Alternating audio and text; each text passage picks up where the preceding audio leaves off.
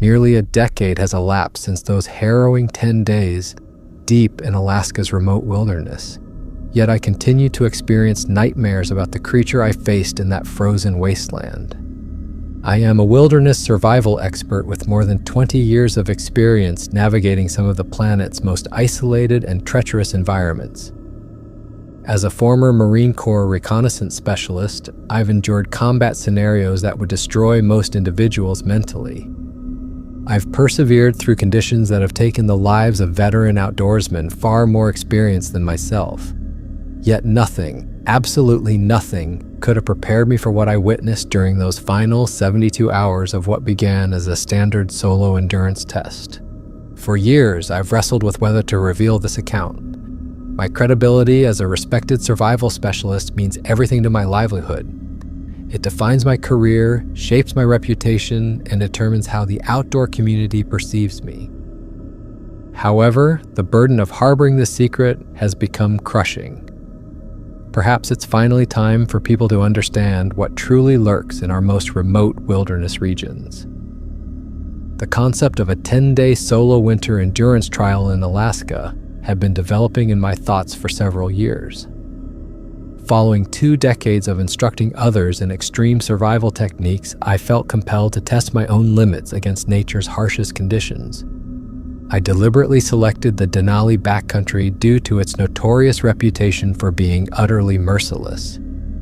My chosen location sat 40 miles from any maintained road, reachable only by chartered aircraft, and infamous for its savage weather systems and deadly wildlife populations.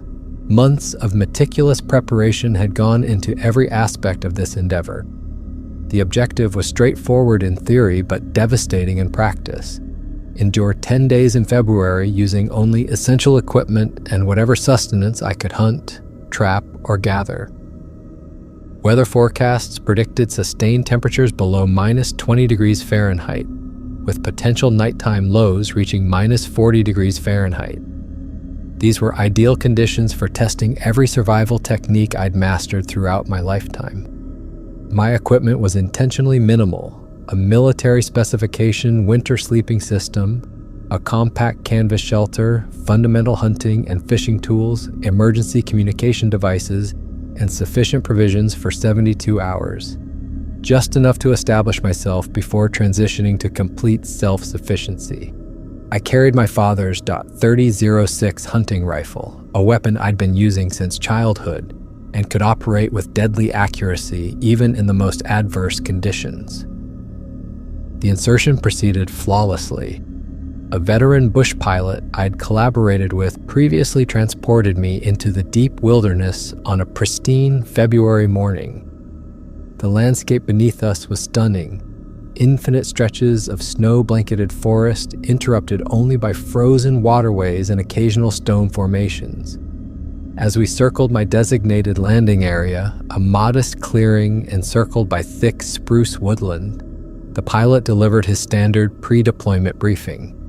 Meteorological conditions appeared steady for the coming week, though we both understood how rapidly circumstances could shift in this region. The extraction was scheduled for 10 days later at 1400 hours, with contingency plans if conditions changed. I acknowledged the instructions, experiencing the familiar pre-operation adrenaline flooding my nervous system. This represented everything I live for: the challenge, the solitude, the ultimate test of human capability against nature's most brutal forces. The initial phase unfolded precisely according to my projections. My military background and decades of wilderness expertise proved invaluable in establishing a sustainable operational rhythm. I identified a campsite within a natural depression surrounded by spruce timber, providing both wind protection and tactical concealment. The shelter I constructed using my tarp and fallen timber was robust enough to withstand the relentless Arctic gales. Water procurement posed no immediate challenge. I discovered a narrow stream approximately 200 yards from my position that remained liquid due to its rapid flow. I established a fire pit incorporating a proper heat reflector to maximize thermal efficiency while minimizing fuel consumption. Fire remained my primary concern, serving both warming and psychological stability functions in the vast isolation. Food acquisition exceeded my expectations. I'd brought several wire snares and quickly located animal paths where snowshoe rabbits and Arctic grouse traveled consistently. Within 48 hours, I had 3 snares producing regular results. Hunting proved more demanding due to the substantial snow depth, but I successfully harvested several grouse through careful stalking and precise marksmanship. The nights were punishing. Despite my military-grade sleeping system and continuously maintained fire, the cold was absolutely merciless. Temperatures plummeted to minus 35 degrees Fahrenheit on the 3rd evening, requiring me to wake every 2 hours for fire maintenance. Yet this was exactly why I'd come, to push beyond comfort boundaries and demonstrate that proper preparation and technique could overcome any natural challenge. By the 7th day, I'd established a routine that felt almost manageable. I was consuming approximately 2,500 calories daily from my hunting and trapping activities, sufficient to maintain my energy reserves. My shelter had proven weatherproof through 2 major snowstorms. I was actually exceeding my timeline and feeling optimistic about successfully completing the challenge. That optimism was about to be destroyed in ways I never could have anticipated. I've maintained early rising habits throughout my life, but in the Alaskan wilderness, dawn arrives tardily and reluctantly during February. I was awake before sunrise on day 8, following my established routine of fire maintenance and preparation for my morning snare inspection. The temperature had fallen to minus 28 degrees Fahrenheit overnight, and the forest was locked in that absolute silence that only extreme cold can produce.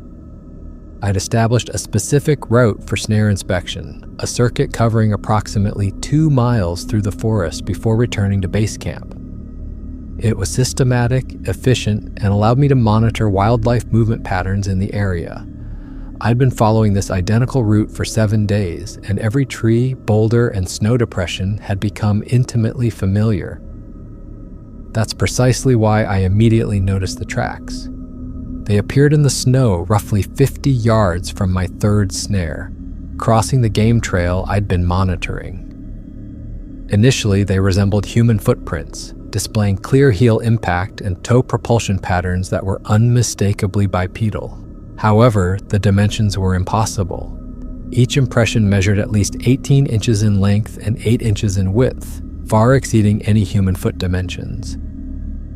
My initial assessment suggested bear tracks, but that theory made no sense. Bears were hibernating, and even if one had been active, the track configuration was completely wrong. Bears don't travel in straight lines with consistent stride measurements. These prints demonstrated deliberate, purposeful movement with a stride length approaching 4 feet. I knelt to examine the tracks more thoroughly, my respiration creating small vapor clouds in the frigid atmosphere. The prints appeared relatively recent, created within the previous few hours based on snow conditions. They were substantial, indicating something with significant mass, and the edges remained sharp, suggesting the creature responsible had passed through recently enough that wind and snowdrift hadn't obscured the details. The depth particularly disturbed me. Based on snow conditions and impression depth, whatever created these tracks had to weigh at least 600 pounds. I weigh 220 pounds, and my boots barely created half-inch impressions in identical snow. These prints were compressed nearly 4 inches deep. I followed the trail for approximately a quarter mile, battling increasing unease in my stomach. The path led directly through the forest's densest section, maintaining a straight line that completely ignored natural obstacles that would force any normal animal to detour. Fallen timber that would require me to climb over had been stepped over effortlessly. Dense undergrowth that would force me to navigate around had been pushed through without any course deviation. The trail vanished at a rocky formation where snow was insufficient to maintain impressions. I spent 20 minutes searching the vicinity, attempting to locate the tracks on the opposite side, but discovered nothing. Whatever had created those prints had simply disappeared. I returned to camp with mounting unease that I couldn't suppress. My military training had taught me to trust my instincts, and every instinct was screaming that something was fundamentally wrong. I'd spent my entire adult life in wilderness environments, and I'd never encountered anything resembling those tracks. That afternoon, I cleaned and loaded my rifle, despite having carried it unloaded to that point. I also repositioned my camp supplies into a more defensible configuration and established multiple escape routes that I could utilize even in complete darkness. I convinced myself I was simply being cautious, but internally I understood I was preparing for something I couldn't identify or comprehend. As sunset approached on day 8, the temperature plummeted to minus 32 degrees Fahrenheit, and the forest assumed that supernatural quality that exists only in extreme cold. Every sound became amplified, every shadow appeared deeper and more menacing. I'd constructed my fire larger than usual and positioned myself to maintain visibility in multiple directions while remaining within the warmth of the flames. I was processing a rabbit I'd captured earlier, working by firelight and attempting to focus on the familiar routine of field preparation. The work was methodical and soothing, and I was beginning to convince myself that the strange tracks had been nothing more than misidentification or optical illusion. That's when I detected it. The sound was unmistakable. Heavy, deliberate footsteps moving through the forest. However, these weren't the light, rapid steps of deer or the plodding gait of a moose. These were measured, purposeful steps that appeared to be moving in a wide circle around my position. Each footfall was clear and distinct, compressing through the snow with a weight that indicated something massive. I froze, my hand still gripping the rabbit, and listened intently. The footsteps ceased. For nearly 5 minutes, the forest remained completely silent except for my fire's crackling. Then, gradually, the movement resumed, but now from a different direction. Whatever was out there was definitely circling my camp. I set the rabbit aside and reached for my rifle, chambering around as quietly as possible. The metallic sound seemed impossibly loud in the stillness. Again, the footsteps stopped immediately. Whatever was out there had heard the sound and recognized its significance. For the following hour, this pattern continued. I would detect movement, always remaining just beyond my firelight's reach, and whenever I made any sound or movement, it would halt.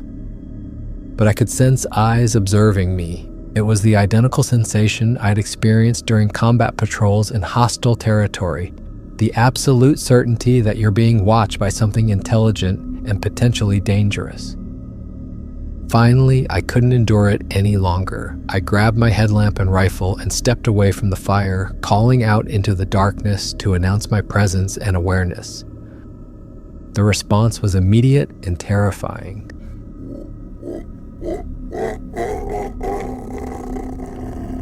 A sound unlike anything I'd ever heard erupted from the forest, part roar, part scream, but with an almost human quality that chilled my blood. It was loud enough to damage my hearing and seemed to originate directly ahead of me, perhaps 60 yards away. I activated my headlamp and swept the beam across the forest. For just an instant, I glimpsed something massive moving between the trees. It was tall, at least 8 feet, and covered in dark hair or fur. The light reflected off what might have been eyes, and then it vanished, crashing through the undergrowth with surprising speed for something so large. I remained there for several minutes, rifle ready, scanning the forest with my headlamp.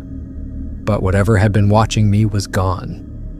The forest had returned to its normal nighttime sounds, the occasional crack of a tree in the cold, the distant call of an owl, the whisper of wind through the branches. I spent the remainder of the night by the fire, rifle across my knees, watching the tree line. Every shadow seemed to move, every sound seemed threatening. I dozed fitfully, awakening at every small noise, but nothing else occurred. By dawn, I was exhausted and beginning to question my own perceptions. Had I actually seen something in the forest, or was it merely shadows and exhaustion playing tricks on my mind? The rational part of my brain wanted to believe it had been nothing more than a hallucination brought on by isolation and stress. But my instincts, refined by decades of survival experience, indicated otherwise. Something was out there, something that was watching me, and it was intelligent enough to remain just beyond my firelight's range while it studied me. I awakened on day 9 to discover my camp had been visited during the brief period I dozed near dawn. The evidence was unmistakable and terrifying. My equipment, which I'd carefully arranged around my shelter, had been relocated, not destroyed or scattered randomly, but deliberately moved. My backpack had been lifted from its position near the fire and placed on the campsite's opposite side. My cooking pot had been picked up and set down exactly 10 feet from where I'd left it. But the tracks made my blood run cold. They were everywhere, circling my camp, approaching my shelter, even coming within 5 feet of where I'd been sleeping. The same massive prints I discovered the previous day, but now they told a story of something that had spent considerable time studying my camp while I slept. I followed the tracks, attempting to reconstruct what had occurred. The creature had approached from multiple directions, always remaining in the shadows at my camp's edge. It had examined my gear, my shelter, even my food supply. Some tracks showed where it had crouched, as if examining things more closely. The intelligence displayed was undeniable. This wasn't random animal behavior. Most disturbing were the tracks leading directly to my shelter. They approached to within arm's length of where I'd been sleeping, then stopped. I could see where it had stood there, studying me. The prints were deeper at the heel, indicating it had remained in that position for extended time. The thought that I'd been observed while sleeping sent chills down my spine that had nothing to do with the minus 25 degrees Fahrenheit temperature. I spent the morning reinforcing my camp and creating better perimeter defenses.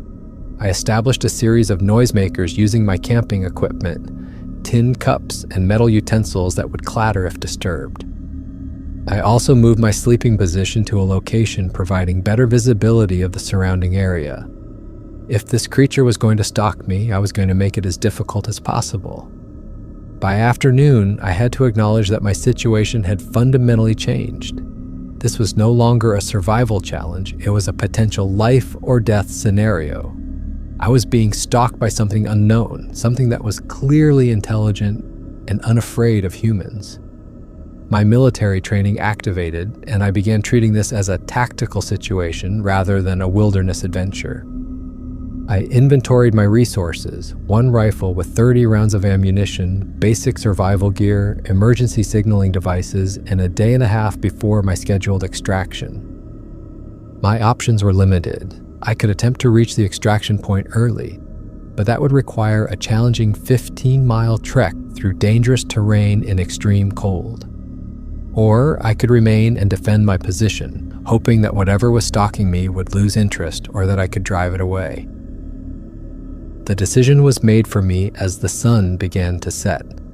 I heard the footsteps again, but this time they were closer and more aggressive. Whatever was out there was no longer content to simply observe from a distance.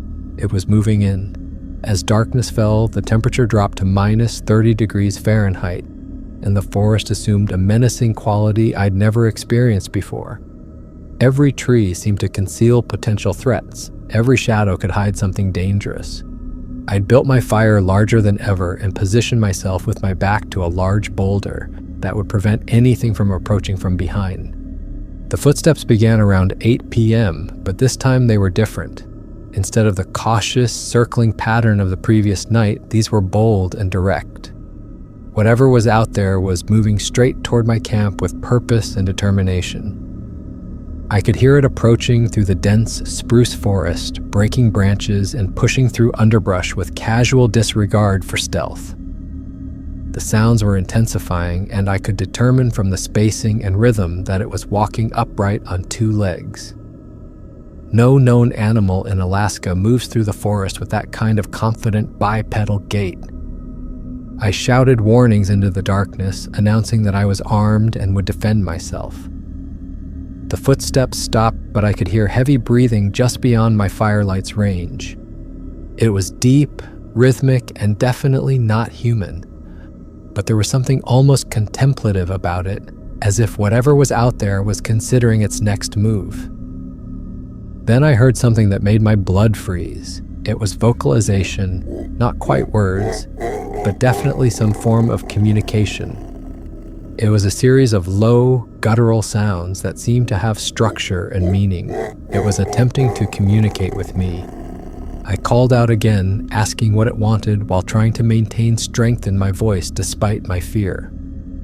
The response was immediate and terrifying. A roar erupted from the forest that was so loud and powerful it seemed to shake the ground beneath my feet. It was followed by the sound of something large moving rapidly through the trees, not away from my camp, but around it. It was flanking me. I spun around, trying to track the movement with my headlamp, but the creature was staying just beyond my light range. I could hear it crashing through the forest, moving with incredible speed for something so large. The sound was coming from my left, then my right, then behind me. It was surrounding me. Then suddenly everything went quiet.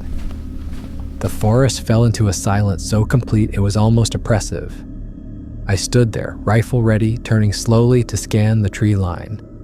My heart was pounding so hard I was certain it could be heard for miles. That's when I saw it. Standing at the very edge of my firelight, partially concealed behind a large spruce tree, was something that shouldn't exist. It was at least 8 feet tall, covered in dark, shaggy hair, with a massive frame that spoke of incredible strength. The head was large and almost human in shape, but the features were more primitive, more ape-like. The eyes were intelligent and unmistakably aware, reflecting the firelight like 2 amber mirrors. We stared at each other for what felt like hours, but was probably only seconds. It was studying me with the same intensity that I was studying it.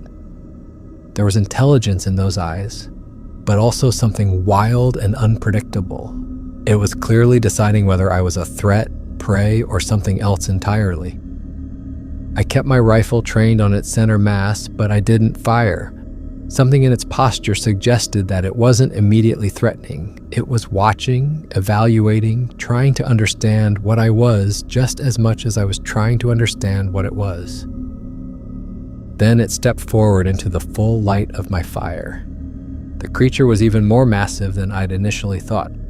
It had to be close to 9 feet tall and probably weighed 700 pounds or more. Its arms were incredibly long and muscular, hanging down past its knees. The hands were enormous, with fingers that looked capable of crushing bone. Its chest and shoulders were impossibly broad, and the entire body was covered in coarse, dark hair that seemed to absorb the firelight. But it was the face that was most disturbing. It was clearly not human, but it wasn't entirely animal either. The features were a blend of primitive human and something else. Something that suggested intelligence and awareness, but also wildness and unpredictability. The eyes were large and expressive, showing emotions that I could almost recognize but not quite understand.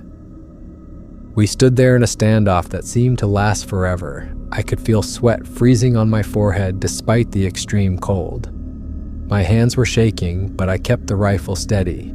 The creature made no aggressive moves, but its presence was so overwhelming that I felt like I was drowning in its power. Then, slowly, it began to move. Not toward me, but to the side, circling my camp at the edge of the firelight. It was studying my setup, my gear, my shelter. It was learning about me and how I lived. The intelligence in its movements was undeniable. This wasn't animal behavior, but something far more complex. I tracked it with my rifle, turning as it moved, but I still didn't fire. Something told me that as long as I didn't make any aggressive moves, it wouldn't attack. It was curious about me, not hungry or territorial. At least that's what I hoped. After completing its circuit of my camp, the creature stopped directly in front of me again. We locked eyes once more, and for just a moment, I felt like I was looking into the face of something that was almost human but not quite. There was recognition there, and perhaps even a kind of respect. Then it turned and walked away into the forest. disappearing into the darkness as if it had never been there at all. I stood there for another hour, rifle ready, waiting for it to return. But the forest had returned to its normal nighttime sounds, and I was alone again. I didn't sleep at all that night. I sat by the fire, rifle across my knees, replaying the encounter over and over in my mind. Had I really seen what I thought I'd seen?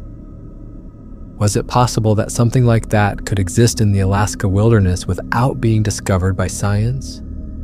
By dawn, I had made my decision. I was leaving for the extraction point immediately, a day early. I had gotten what I came for, a test of my survival skills. But I'd also gotten far more than I'd bargained for. It was time to get back to civilization and try to make sense of what I'd experienced. I broke camp at first light, packing my gear with the efficiency of someone who wanted to be somewhere else as quickly as possible.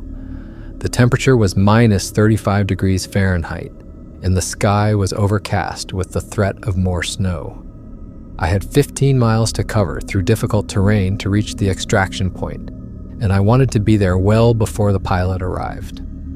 The hike started normally enough. I was making good time through the forest, following a compass bearing that would take me directly to the small lake where I would be picked up. The snow was deep but not impossible, and I was confident that I could cover the distance in 6 or 7 hours. But after about 3 miles, I began to feel like I was being followed. It started as just a sense of unease, the feeling of being watched that I'd experienced the previous nights. But as I continued hiking, the sensation grew stronger. I would hear sounds behind me, the crack of a branch, the whisper of movement through the trees. But when I turned to look, there was nothing there. I picked up my pace, trying to put distance between myself and whatever was following me. But the sounds continued, always staying just far enough behind me that I couldn't see what was making them. It was like being stalked by a ghost, something that was there but not there, present but invisible. After 5 miles, I stopped for a brief rest and to check my bearings.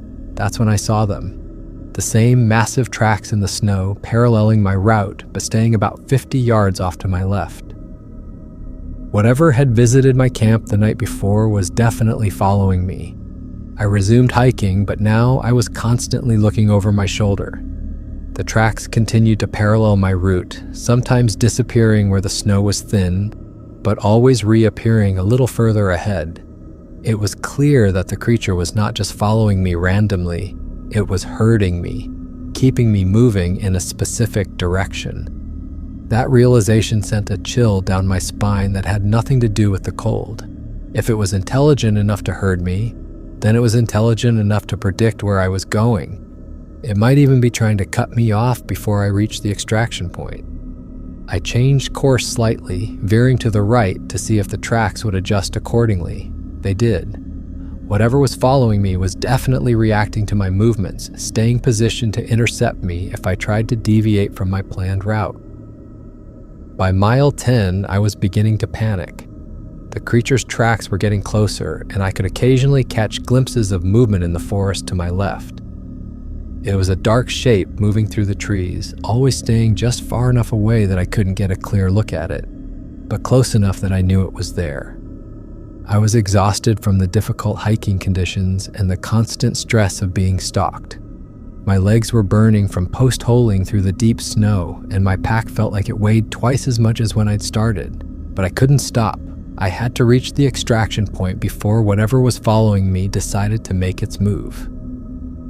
The final confrontation came with only 2 miles left to go. I was crossing a small clearing when I heard the sound of something large moving rapidly through the forest ahead of me. The creature was no longer following, it was moving to intercept me. I could hear it crashing through the underbrush, breaking branches and pushing through the forest with the kind of power that spoke of incredible strength. Then it stepped into the clearing directly in front of me. The creature was even more imposing in daylight than it had been by firelight. It stood nearly 9 feet tall, its massive frame blocking the trail ahead of me. Its dark hair was frosted with ice, and its breath created huge clouds in the frigid air. The eyes were intelligent and focused, studying me with an intensity that was almost overwhelming. We faced each other across the clearing, neither moving. I had my rifle ready, but I was hesitant to fire. Despite its intimidating presence, the creature hadn't made any overtly aggressive moves. It was blocking my path, but it wasn't attacking. I spoke aloud, trying to keep my voice steady, explaining that I didn't want trouble and was simply trying to get home. The creature tilted its head slightly, and I got the impression that it was listening to my words, trying to understand their meaning. It made a soft vocalization, not the roar I'd heard the night before, but something that was almost conversational. Then it took a step forward. I raised my rifle, and the creature immediately stopped. It seemed to understand the threat, but it didn't retreat. Instead, it made that same soft vocalization again, and I got the distinct impression that it was trying to communicate something to me. We stood there for several minutes, locked in a standoff that felt like it could go on forever. I was acutely aware that I was facing something that was probably stronger than a grizzly bear, but I was also aware that it was intelligent enough to understand weapons and threats. It was choosing not to attack, but it was also making it clear that it could if it wanted to. Finally, I made a decision. I reached into my pack and pulled out one of my emergency flares. If I couldn't communicate with it, maybe I could scare it enough to let me pass. I pulled the pin, and the flare ignited with a brilliant red light and a loud hissing sound. The creature jumped back, clearly startled by the sudden brightness and noise. I followed up by pulling out my emergency whistle and blowing it as loud as I could. The combination of the flare and the whistle created enough chaos and confusion that the creature retreated several steps. It was clearly unsettled by the noise and the bright light, but it wasn't running away. It was just giving me more space. I used the opportunity to move forward, keeping the flare between myself and the creature. It watched me pass, but it didn't try to stop me. As I reached the edge of the clearing, I looked back to see it still standing there, watching me with those intelligent eyes. I hiked the final 2 miles in record time, driven by adrenaline and the overwhelming need to reach safety. By the time I reached the extraction point, I was exhausted, dehydrated, and shaking from more than just the cold, but I was alive and I was going home. The pilot arrived precisely on schedule at 2 p.m., his small aircraft touching down on the frozen lake with the precision of someone who'd been flying in Alaska for decades. I was waiting at the designated location, my gear packed and ready to go. I had never been so relieved to see another human being in my life. As we loaded my gear into the plane, the pilot noticed my condition. I was exhausted, obviously stressed, and probably looked like I'd been through hell, which, in a way, I had.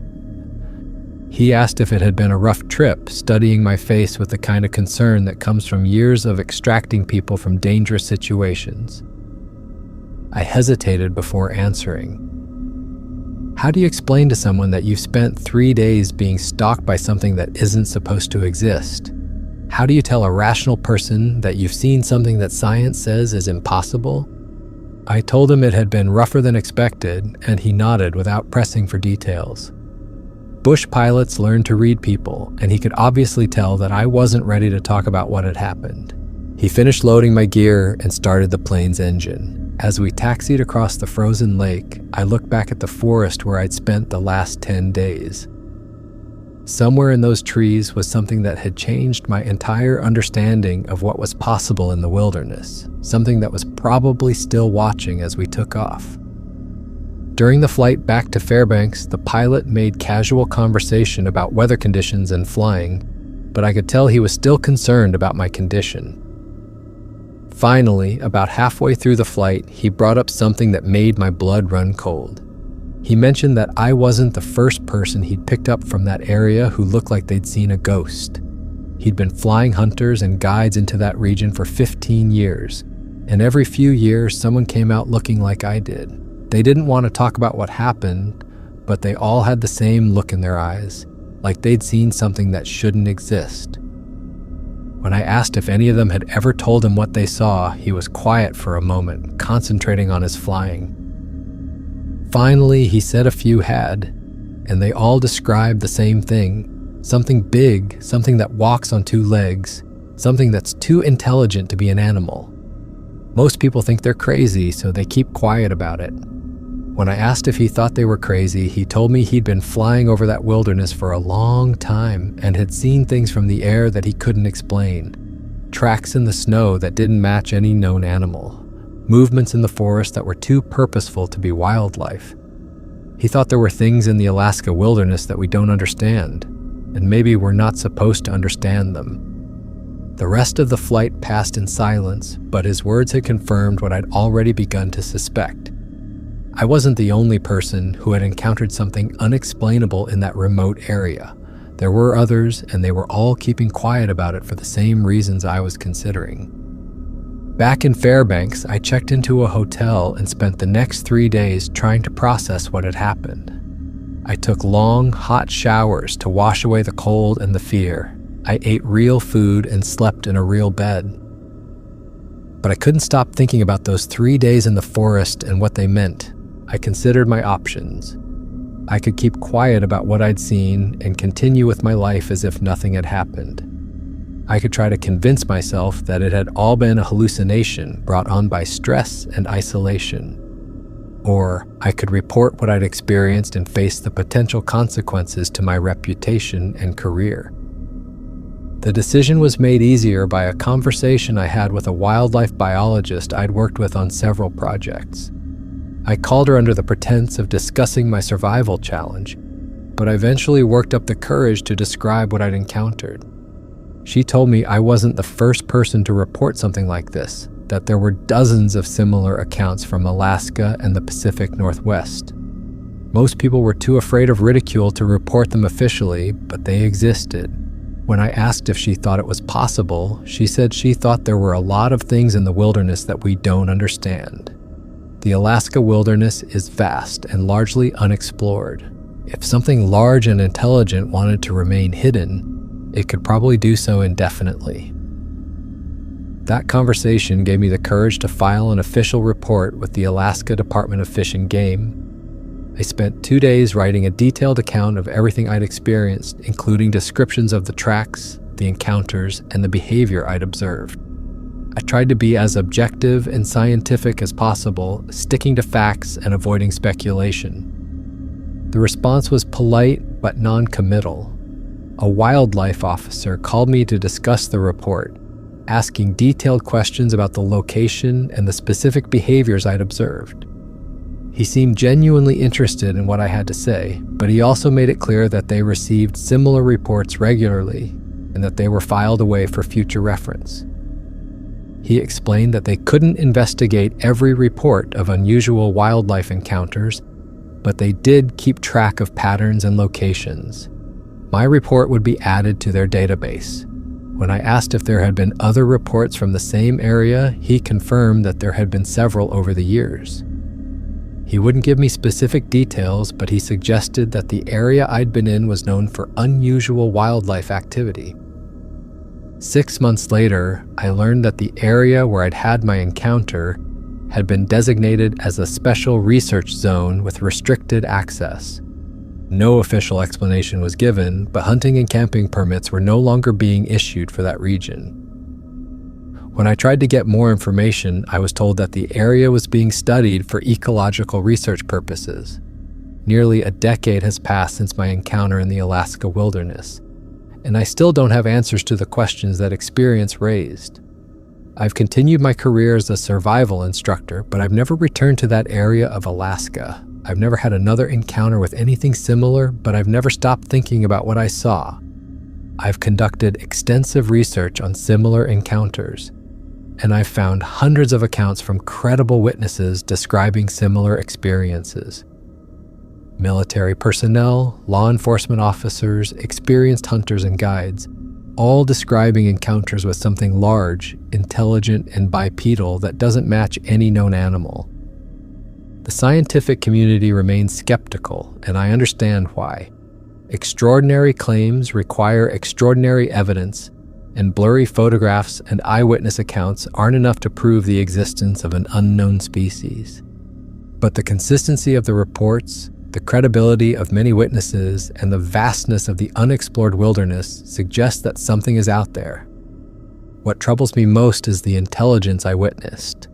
This wasn't just a large animal, it was something that could think, plan, and adapt. It studied me, learned my routines, and made strategic decisions about how to approach me. It understood tools and weapons, and it was capable of complex problem solving. If such creatures exist, it raises profound questions about our understanding of evolution, biology, and the natural world. How could something so large and intelligent remain hidden for so long? How many of them are there? What do they want? And perhaps most importantly, what does their existence mean for our understanding of our place in the natural world?